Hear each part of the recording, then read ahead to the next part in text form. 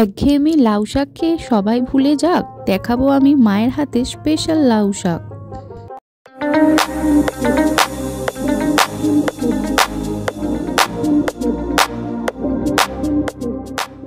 সম্পূর্ণ একটা নতুন পদ্ধতিতে লাউ শাকের রেসিপি শেয়ার করব। লাউ শাক নিয়ে নিয়েছি, আগের দিন রাতে মটর ডাল ভেজানো নিয়ে নিয়েছি বড়ি, পাঁচফোড়ন, আদা, কাঁচা লঙ্কা, নিয়ে নিয়েছি নারকেল।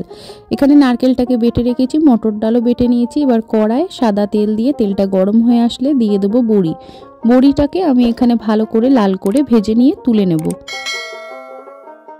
এইবার সেই তেলের মধ্যে আমি দিয়ে দিলাম পাঁচফোড়ন। পাঁচফোড়ন দেওয়ার পর কেটে রাখা লাউ শাকটাকে তেলের মধ্যে দিয়ে দিলাম।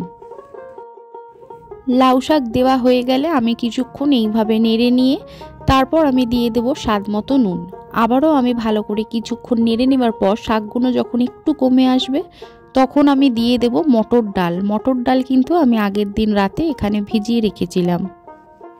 এইবার একটা থালা চাপা দিয়ে দেবো। কিছুক্ষণ পর আবারও আমি থালাটাকে খুলে নিয়ে যখন দেখব শাকটা কমে গেছে আবারও আমি কিছুক্ষণ নাড়িয়ে নেব। নাড়িয়ে নেওয়ার পর এখানে দিয়ে দেব স্বাদ মতো চিনি, স্বাদ মতো নুন দিয়ে দেব হলুদ গুঁড়ো।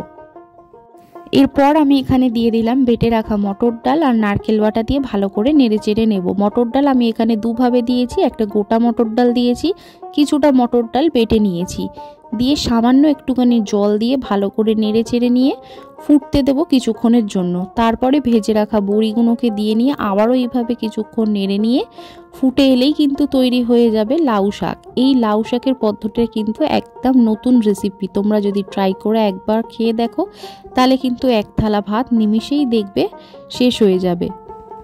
লাউ শাক আমরা প্রায় সময় কিন্তু আলু, বেগুন, বড়ি দিয়ে খেয়ে দেখি। এই রেসিপিটা যদি একবার ট্রাই করে দেখো তাহলে আলু, বেগুন, বড়ি দিয়ে লাউ শাক খাওয়াটা কিন্তু ভুলে যাবে। বাই দ্য ওয়ে, আমি পূজা, তোমরা দেখছিলে এতক্ষণ আমার রান্নাঘর, মাই কুকিং মাই ওয়ার্ল্ড। আজকের ভিডিওটা যদি তোমাদের ভালো লেগে থাকে তাহলে অবশ্যই একটা লাইক করে দিও।